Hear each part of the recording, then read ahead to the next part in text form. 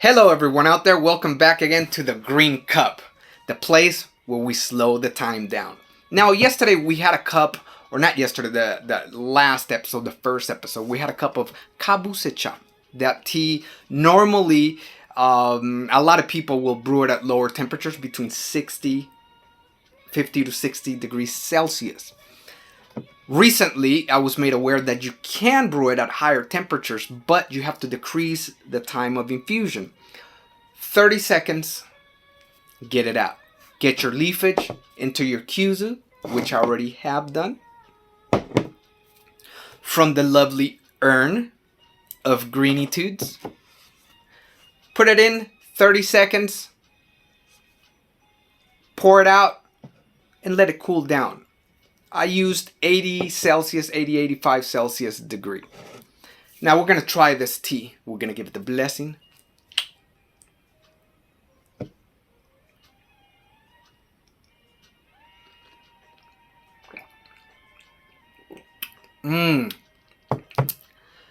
Very nice, very smooth, with a very soft, bitter note at the end. But not the kind of bitter that makes you go. Now, if you're looking for this kind of tea, you're not going to find it back in the States at your local supermarket in the tea section, in the import section. You need to find yourself a proper tea shop where they import tea leaves from Japan. Again, Kabusecha. I prefer, this is not bad, but I prefer the lower temperatures. You get more sweeter notes at the end. But let it be.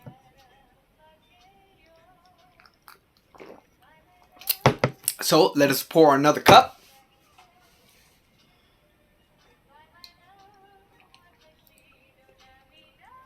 Ooh, got the Japanese music going on in the background. Pour it in. The second infusion, you can get it out as soon as you pour in the water. Cover it. Don't shake it. Pour it straight up. Boom. There we go. And that'll do for what's about to come. So a lot of you may be wondering, how did I end up in Japan? Well, after being exposed to Japanese culture initially, through ninja movies by Sho Kosugi that came out in the early 80s, I developed an interest in Japan and started reading books about Japan history, making a lot of Asian friends, going to Japanese restaurants, and the year came where I just had enough of being in the States. One day, while being at the corner of Motor and Venice, I was looking at a 7-Eleven that was in my neighborhood, and I burst into tears when I realized that I could spend the rest of my life in that neighborhood and die looking at that 7-Eleven. And I said, nope. I decided to kick rocks. 2002 came. I got my little stick with the bandana. Really what they were is 2 boxes, cardboard boxes. One of them having all my CDs, my clothes, and some books. My buddy came, a friend of mine that we used to play in a band together. He was the drummer. He came with his girlfriend. It was 4 o'clock in the morning. Picked me up. I didn't even say goodbye to my family. That's one of the main reasons why I was leaving was to get away from my circumstances at the time.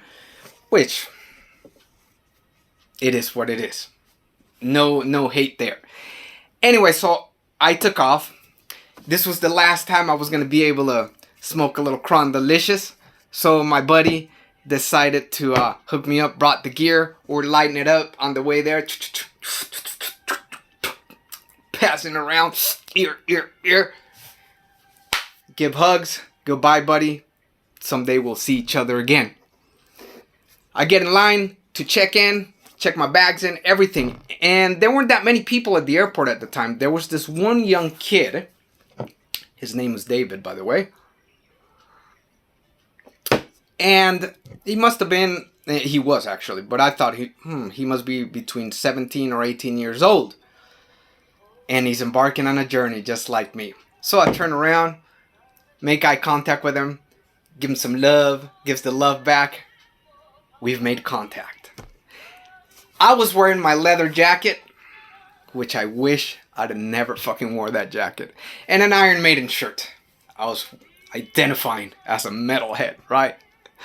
And he kind of had that look too, that he listened to rock or metal, so, you know, we connected that way too. Anyway, we get on the plane all the way to Canada. We had to make a stopover. And when we reached Canada, we have to get off for a little bit. Before we get off the plane, we started talking to each other. And I told him, hey, let's go have a bite. So we went to this little bar in the airport. Ordered a burger, a couple of burgers. And I ordered myself a beer. A Guinness. Had nice froth on it. And I can tell he was salivating. He wanted to have some brew. And so I offered him one. Hey, man, you want me to get you a beer? And said, oh, no, man, I'm 17. I'm like, dude, cut the nonsense, bro. I remember all the days when I used to stand in front of 7-Eleven's liquor stores waiting for somebody that was old enough, give him some money to get some beer for us. Sometimes it was good. Sometimes it wasn't. Anyway, so I got him my beer. I just told him, be quiet. I'll just order the beer. The beer gets there. Hand it over to him. Good old Canadians didn't say jack shit. It was all good. And I thought to myself, this young man at 17 can enlist in the army. They'll strap him off with a nice rifle and he can go get shot or shoot somebody. He can also go to regular adult grown-up people jail. So why can't he have a beer? So we had that beer. He told me that he was on his way to Japan because he was going to go see a girl. He was out business to go see a girl. Fantastic. Amazing, amazing. Anyway, let's continue. So, he told me he was originally supposed to go with some friends, but his friends flaked out and he decided to go anyway. And I told him why I was going. He asked me if I had somewhere to go. I'm like, absolutely not. I have my boxes and no hotel reserved. Not that many duckies in my pocket. I don't speak the language. I have this little pocket dictionary, but we'll see when we get there. So we get back on the plane, end up in Narita Airport. We couldn't connect onto the platform for some reason. So we had to get off on the runway. And as soon as that door opened, hell awaits.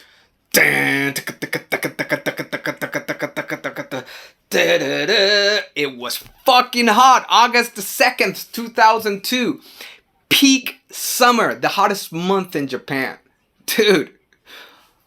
I was dying with that stupid leather jacket. Trying to look so cool. I ended up looking stupid. Sweating me balls off. Anyway, we finally get inside the airport. Thank God. Nice and air conditioner. We get through customs. I tell them I'm here to teach English. And they let me through. They let the kid through. And he latches himself on to me. And I'm glad he did because I wasn't feeling 100% there either. And it was nice to have the company, be a little team. But I decided to take the higher road and be in charge. Because, you know, I've been around a little bit. I've kicked rocks quite a bit. So went off to the information booth. And he asked me, do you speak Japanese? I'm like, me no speak no Japanese. What? Sajale! And I broke out my little pocket dictionary, which had Romanized English. And I looked for some words. I put this public school educated brain to some use. And the wheels started turning. So I choose some words. Cheap. Hotel. Where. Please. Excuse me. I took please out, but I said excuse me. So I went up and said, sumimasen. Yasui hoteru wa doko? Oh, you are from America. Oh. And I was like, damn, you speak English, girl. Damn. So I put the dictionary into my pocket. She said, nice try anyway. Not bad. Anyway, I explained to her my situation, very low on money. So she gave us a place to stay out in Nippori, very close to Tokyo. I think it is Tokyo. And we end up going there. It's dark already. It's nighttime. And everything that the neighborhood that we ended up going to had this old graveyard where they have some of the tombs, the graves of the Tokugawa family from an old emperor. It all looks like the ninja movies to me. It was fabulous. I loved it. I was full of that romanticism, full of illusions, fantasies, but it felt good. So we went up to the place, we put all our gear in the place, boom, sliding doors, everything, you know, sleeping on the floor with tatamis. It was fucking awesome, dude.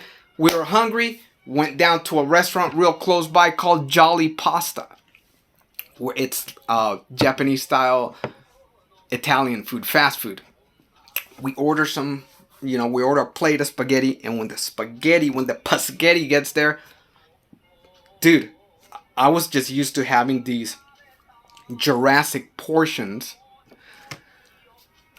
of food that we have back in the States. And after eating that, I was hungrier than before eating it. So I decided, and he decided, we'd order a few more plates. I got used to those portions eventually. Anyway, we head back to the hotel, and as we're going in, getting ready to go to bed, we're talking a little bit, and the kid breaks into tears, dude. He burst into tears. I don't know what I'm gonna do. I mean, and I understood. I mean, he was a kid, so I embraced him and I said, hey, dude, just hold on to that for a moment, because I have something I've been holding on to and I have to go release it. It's just not emotional. I gotta take a shit. And so I left him alone there. And before going to the restaurant, I had seen that they had these old style Japanese toilets that are on the floor. You have to squat on them. And I was like, yeah, this is the proper toilet. This is how you're supposed to take a shit. I was putting down the sit down toilets to soon regret it. I go in, I squat. I'm thinking like, yeah, this is it. Real small toilet, walls real close on each other. It almost looked like it was a press. And as soon as I squat, I'm just like, dude, I was scared that I was going to poop in my pants. How far? Where do I put my pants? Is the turd going to fly this way? My thighs are getting tired. I'm starting to lose strength in my thighs. Put my elbows to give support. Reaching out for that. I mean, it was, for the toilet paper, it was a horrible experience. And while I'm going through all of this with a very dim light in this toilet. Dim, dude. I can still hear the kid outside kind of whimpering. And so anyway, I get done with me business. And I decide to bring some levity to his emotional situation. And just said, bro, that has got to be the worst shit I've ever taken. Bypass those toilets. Sit down toilets rule. So he laughed. We embraced. And I told him, look, kid, try to get in touch with that girl. Tomorrow, we'll buy a phone card because they still had a lot of public phones. You got a phone card and you stuck it inside of the phone. It sucked it in. And it told you how many minutes you had. Said, I don't have much money right now, but I'll figure it out. I'm waiting for an electronic transfer from my mom of some late money that I have coming in. My paycheck. And he called his dad in the morning. Explained to him the situation. And his dad was so grateful. He was so grateful of me taking him under his wings that he paid for a really nice hotel for both of us. Real nice hotel. The best in the area. For 3 days.